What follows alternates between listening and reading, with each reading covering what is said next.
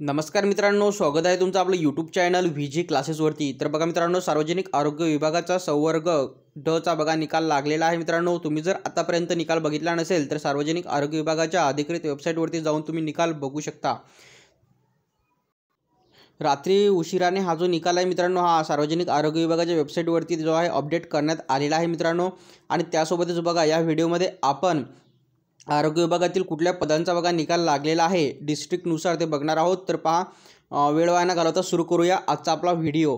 तर पहा मित्रांनो, तुम्ही इथे बघू शकता की regular field worker, spraying worker या पदांचा बघा इथे निकाल लागलेला आहे। आणि जिल्ह्यामध्ये तुम्ही बघू शकता की अहमदनगर जिल्हा, अकोला जिल्हा, अमरावती जिल्हा, औरंगाबाद, बीड, भंडारा, त्यानंतर बुलढाणा, त्यानंतर चंद्रपूर, धाराशिव, धुळे, गडचिरोली बघा इत्यादी जिल्ह्यांचा बघा हा या पदांसाठीचा बघा निकाल लागलेला आहे। आणि त्यासोबतच बघा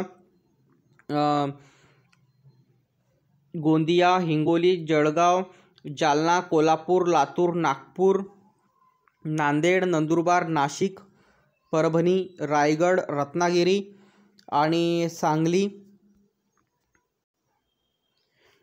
सातारा, सिंधुदुर्ग, सोलापूर, ठाणे, वर्धा, वाशिम बघा इत्यादी जिल्ह्यांसाठी जो आहे हा regular field worker, spraying worker या पदाचा बघा इथे निकाल लागलेला आहे। आणि त्यासोबतच तुम्ही इथे बघू शकता की the regular field worker other candidate district malaria officer अहमदनगरचा निकाल लागलेला आहे। त्यासोबतच अकोला, अमरावती, भंडारा, बुलढाणा, चंद्रपूर, धाराशिव, धुळे, गडचिरोली सेम तेवढ्याच जिल्ह्याचा बघा या पदासाठीचा सुद्धा इथे निकाल लागलेला आहे। जर तुम्ही आरोग्य विभागाच्या वेबसाईटवरती गेले तर तुम्हाला हा निकाल तिथे मिळून जाणार।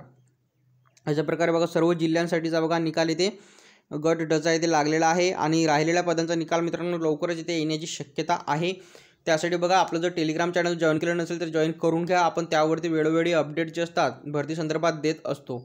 तर पहा व्हिडिओ थांबूया, इथे भेटूया पुढच्या व्हिडिओमध्ये लवकरच। धन्यवाद।